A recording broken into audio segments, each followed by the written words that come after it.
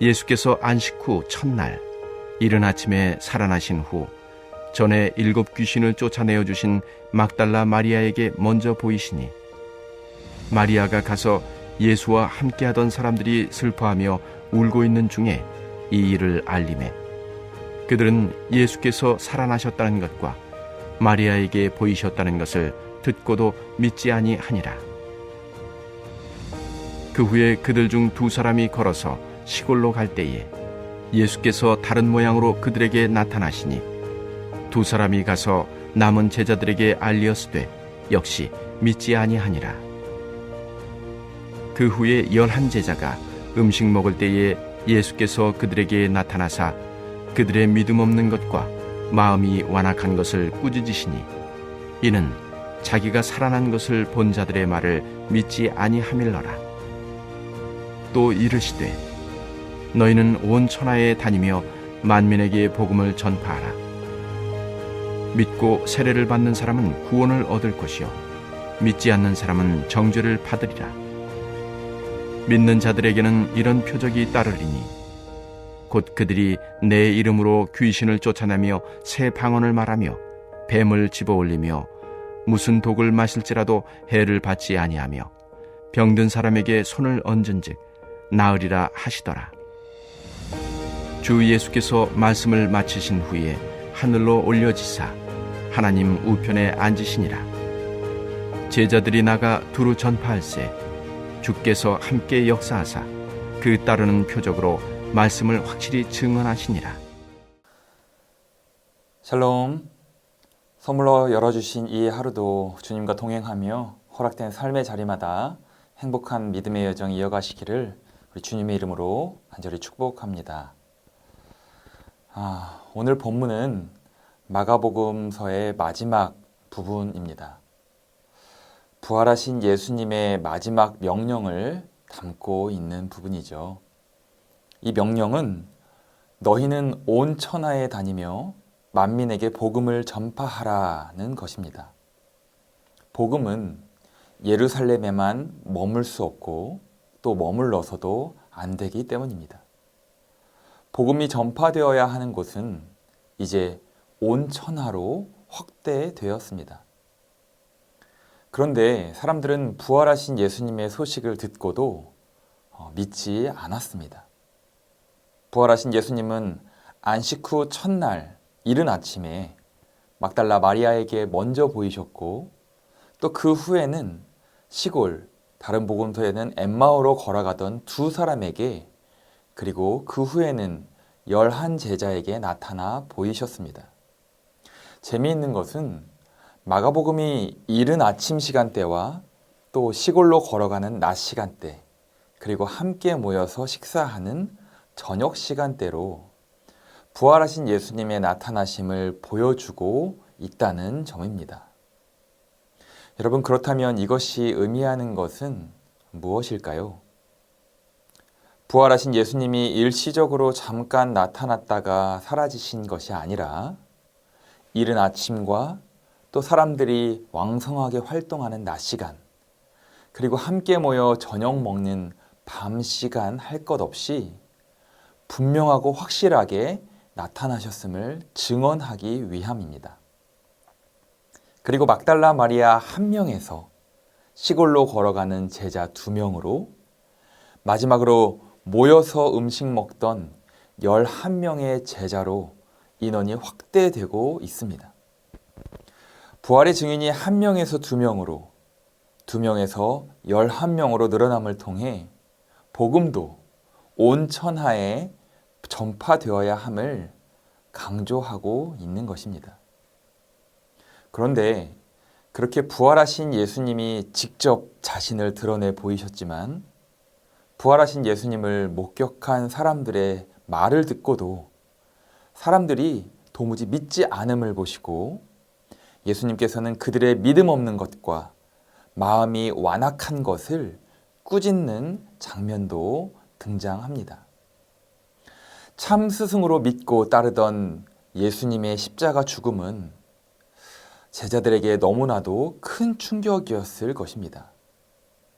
그래서 그 충격으로 인해 죽은 나사로를 살리셨던 예수님은 그저 한순간의 해프닝처럼 그들의 기억 저편으로 사라졌을지도 모릅니다.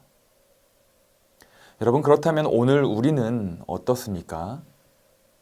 정말 예수님이 죽음을 이기시고 부활하셨음을 믿으십니까? 정말 믿어지십니까? 예, 저는 믿습니다. 우리가 2000년 전 부활하신 예수님을 역사의 현장에서 직접 만난 것은 분명 아닙니다. 그러나 분명한 것은 그것을 목격한 막달라 마리아, 시골로 향하던 두 제자, 그리고 모여 식사하던 11제자와 500여 형제들에게 동시에 나타나 보이셨다는 성경에 기록된 증언을 통해 우리는 오늘도 부활하신 예수님을 만날 수 있습니다.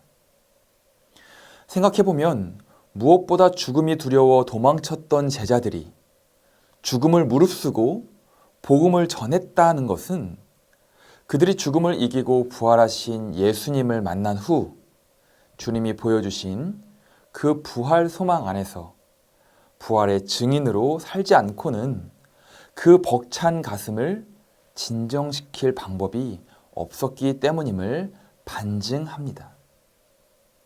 이처럼 우리는 인간으로서 느끼는 가장 큰 두려움인 죽음마저도 부활 소망으로 극복하면서 완전히 변화되었던 제자들의 모습을 통해서 부활하신 예수님을 오늘도 생생하게 만날 수 있는 것입니다.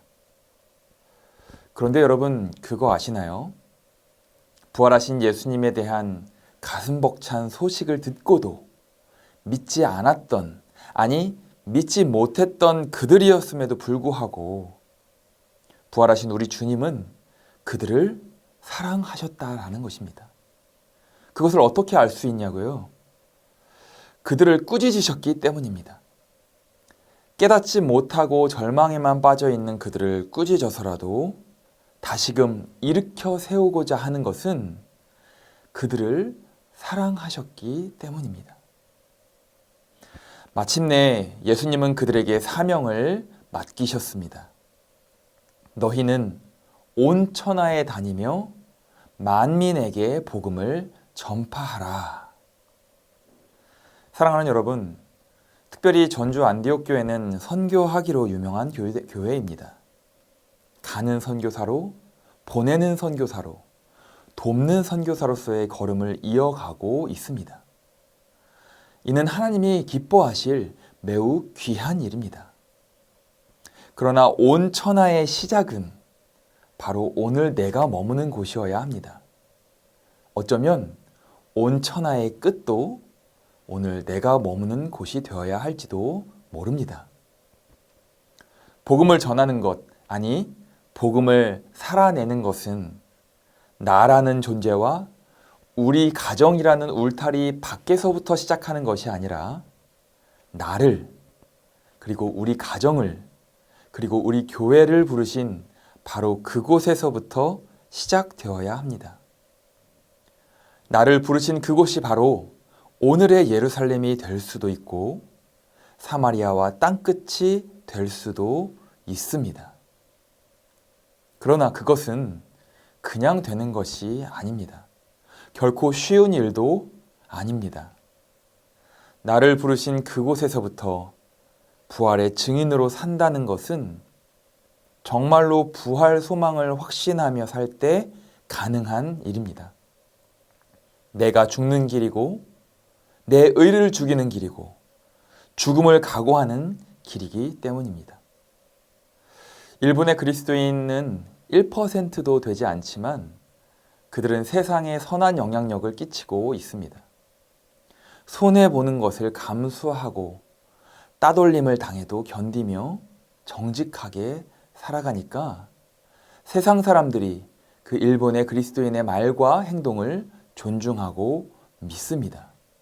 그런가 하면 파키스탄의 그리스도인들은 극단적 무슬림이 언제 테러를 가할지 모르는 위험한 상황에서도 모여서 예배를 드린다고 합니다.